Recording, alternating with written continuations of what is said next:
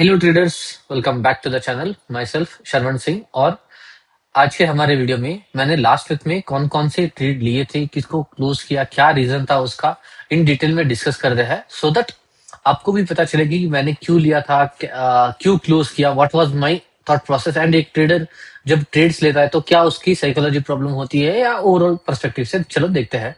Okay, तो अगर आप चैनल पे नए हो तो चैनल को सब्सक्राइब जरूर करना, वीडियो को लाइक करना एंड कमेंट करना कि आपको वीडियो अच्छा लग रहा है या कैसे करके। सो ट्रेडर्स, फर्स्ट ट्रेड जो कि मींस फर्स्ट कोई भी ऑर्डर में नहीं है, जो मैं बताते जा रहा हूँ, ठीक है। ये था जेके आईपीएल का स्टॉक, ठीक है। तो इसमें क्या हुआ था, मैंने इसको यहाँ पे 121.3 पे लिया था, 115.12 पे मेरा स्टॉप लॉस हिट हो गया था। तो यहाँ पे मेरा रीजन लेने का क्या था कि ये स्टॉक एक बढ़िया सा पैटर्न बना था, यहाँ पे स्ट्रॉन्ग मूव आया, कंसोलिडेशन करा था एंड एक ट्रेंड लाइन भी थी, तो इसका ब्रेकआउट आता था, मोमेंटम में आएगा करके मेरा कैलकुलेशन था।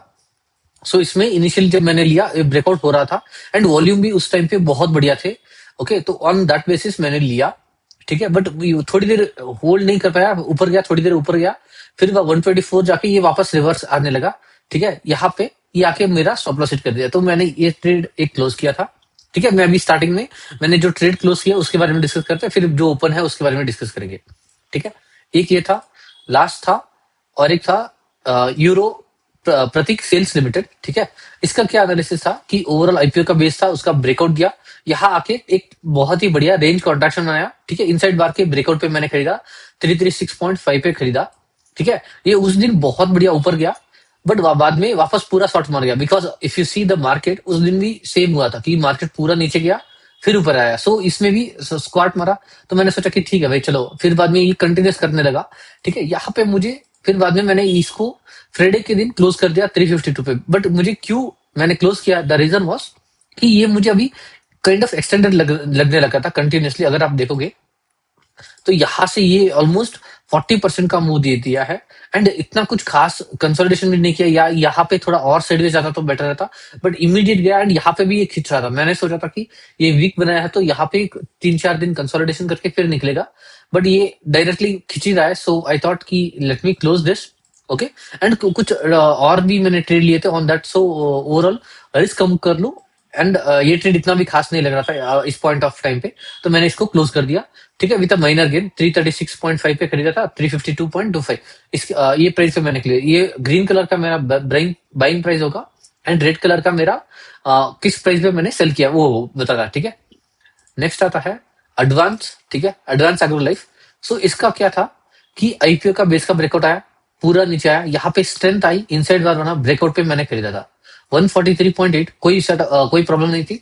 बट हुआ क्या, अगले दिन इसका पूरा ये जितना भी था पूरा, देखो मार्केट, देखो ड्यू टू मार्केट पूरा नीचे आया, तो ये भी आके मेरा एसएल हिट कर दिया, ठीक है। तो ये इसको मैंने, ये डे लो का मेरा एसएल था, तो इस 136.28 पे एग्जीक्यूट हुआ, मैं निकल गया। अभी इसके बाद ये रेंज कॉन्ट्रैक्शन बना रहा है, यहाँ पे फ्राइडे की अर्निंग आई है, इसके बाद देखते हैं कि कैसा ये परफॉर्म कर रहा है।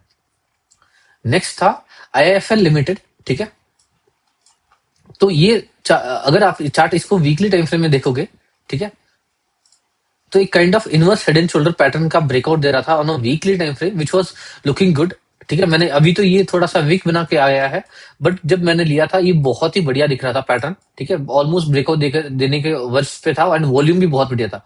इवन देखो जो डे क्लोजिंग पे 239% का रिलेटिव वॉल्यूम है, ठीक है। तो मैंने 544.5 पे लिया था, इसका मैंने स्टॉप लॉस रखा था इस स्विंग लो पे 533-34 के आसपास, ठीक है।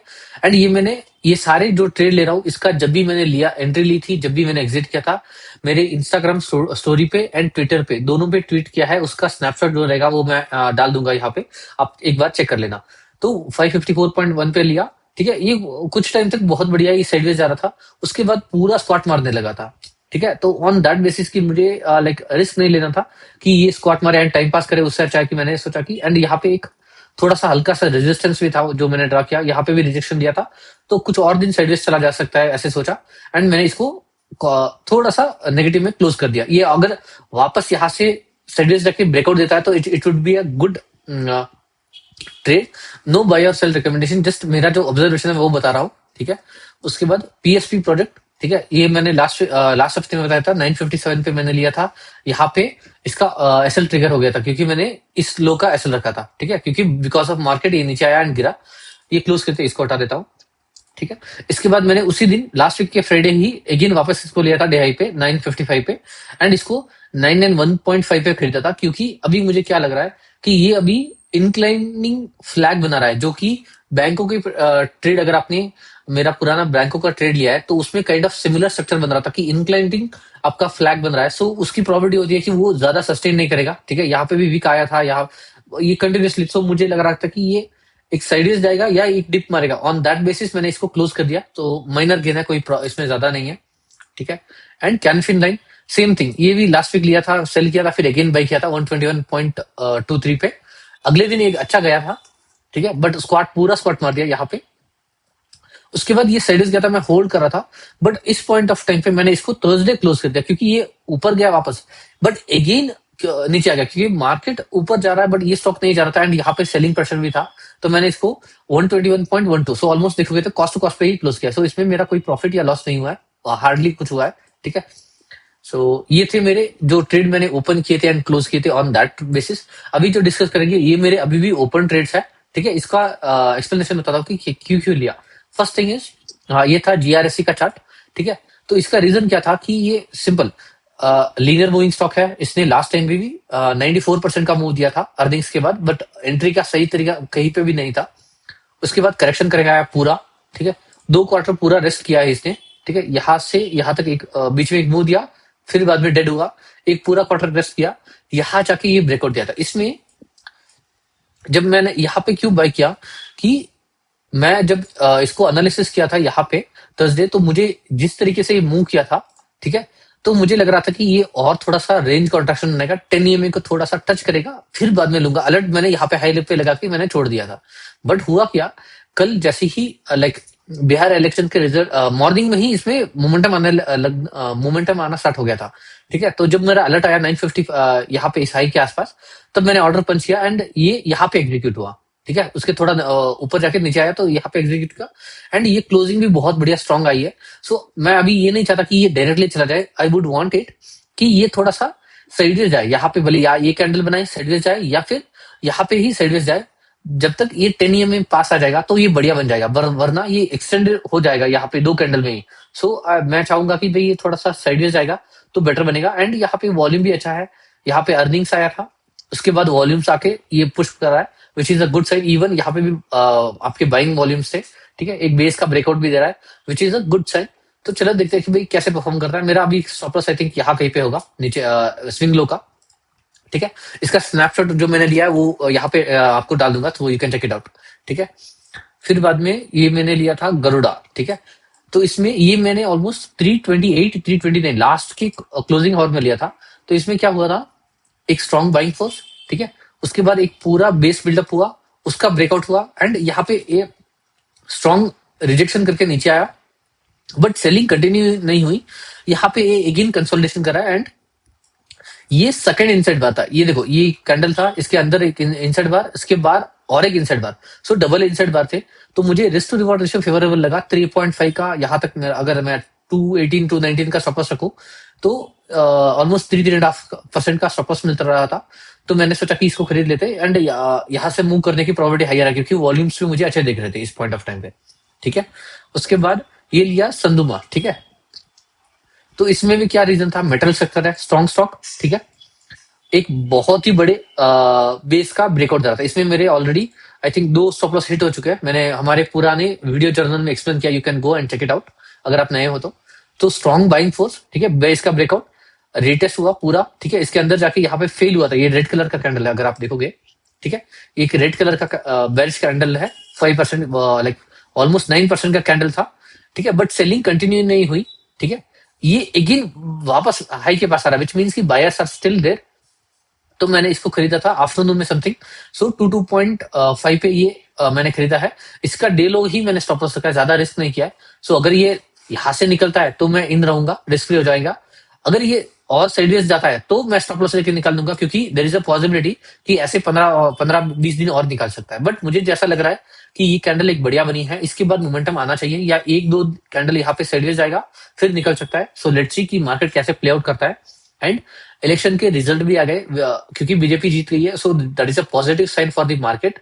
अगर ग्लोबल मार्केट में कुछ भी गड़बड़ नहीं होती है तो we might see some few points का बाउंस देख सकते हैं on Nifty and index level पे भी। सो ये रिफ्लेक्ट हो सकता है हमारे मार्केट स्टॉक्स में भी। सो एंड दूसरा, सो नेक्स्ट है Jain resource recycling.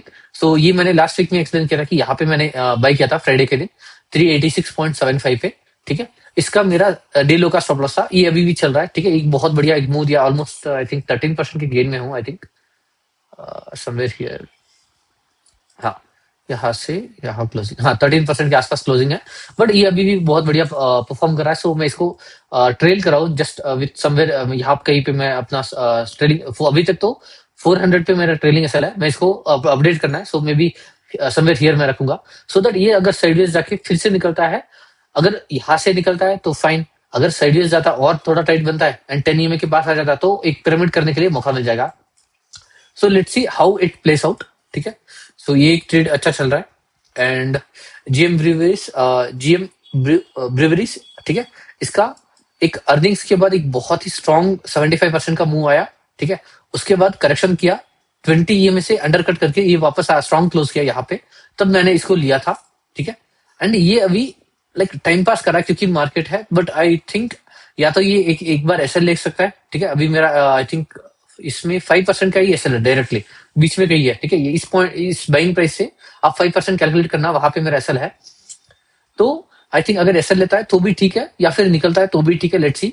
But I think थोड़ा सा रेस्ट चाहिए होगा इस स्टॉक को, फिर बाद में ही मूव करेगा। बट क्योंकि ये मैंने लिया क्यों था, क्योंकि ये स्ट्रॉन्ग बाइंग फोर्स था। अगर आपने एनएसीएल का बैक टेस्ट देखा है तो it is similar to that exact same stock. ठीक है, उसका भी काइंड ऑफ सिमिलर मूव था, स्ट्रॉन्ग मूव 90% का आया, उसके बाद पूरा साइड गया एंड वहां से मूव आया था। ऑन दैट बेसिस मैंने लिया था, क्योंकि डीप डाइव का मैंने कॉन्सेप्ट फाइन था। एंड यहाँ पे ये ज्यादा नीचे भी नहीं गिरा, so that is a positive sign. And ये इंक्लाइनिंग फ्लैग वगैरह कुछ भी नहीं बनाया, साइडवेज जा रहा है, ऑन दैट बेसिस मैंने लिया था। Let's see.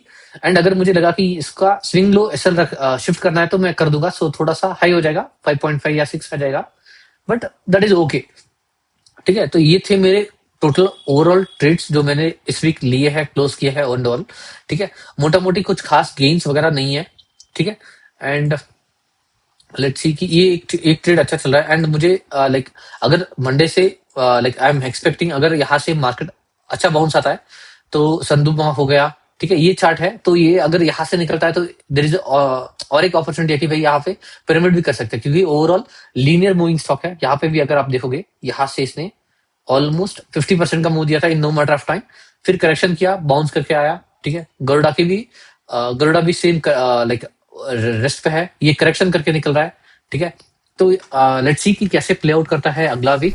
मैं अगले वीक में वीडियो में आपको वापस अपडेट करूंगा कि क्या हुआ मेरे साथ ओवरऑल ट्रेड्स में। अगर आपको वीडियो अच्छा लगा है तो चैनल को सब्सक्राइब जरूर करना, वीडियो को लाइक करना एंड कमेंट करना। हम अगले वीडियो में मिलते हैं, तब तक के लिए बाय बाय।